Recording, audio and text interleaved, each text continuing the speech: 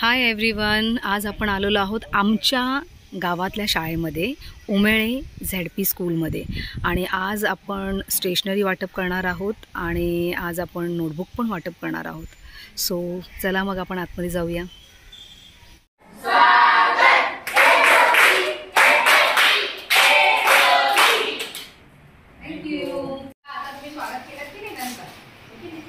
तर Vartak welfare foundation तर्फे आपल्याला दरवर्षी अविनाशताई आणि त्यांची टीम आपल्याला काही ना काही शालोपयोगी वस्तू देत असते, बरोबर की नाही? दरवर्षी तुम्हाला मिळतं ना।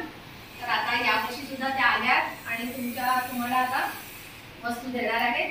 पण एक लक्षात घ्या, दिलेली वही किंवा दिलेल्या गोष्टी या सांभाळून वापरायच्या आहेत, बरोबर की नाही? फुकट मिळालं म्हणून कसंही वापरायचं, वह्यांची पानं फाडायची असं वागायचं का? पण नाही ना। तर त्या तुम्हाला वह्या देतील आणि मग आपण त्यांच्या तोंडून पण ऐकूया काहीतरी। तुम्ही पण सांगा काहीतरी, आपण व्हिडिओ थँक्यू बोला।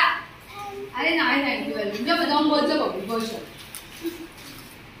ये बघू की चॉकलेट ना। चला या मुलींनो इकडून या बेंच मधून या,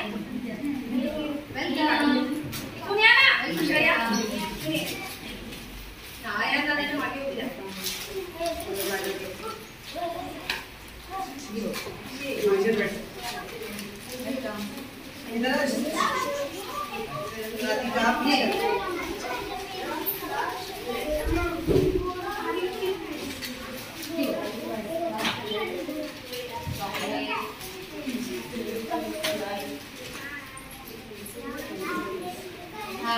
थँक्यू नका बोलू रे बाबा,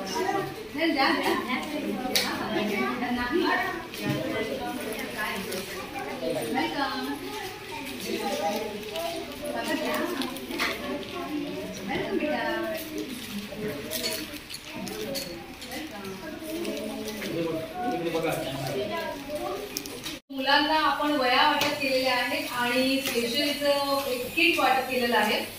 तुम्हाला रोज शाळेत यायचंय सगळ्यांनी, कोणीही ऍबसेंट राहायचं नाही आणि खूप अभ्यास करायचा आणि खूप मोठं व्हायचं।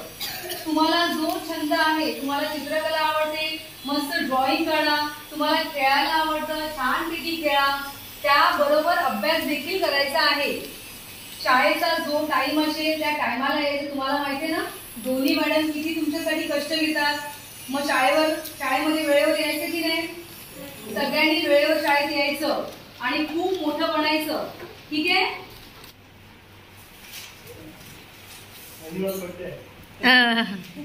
हे हा विक्रांत दादा हो।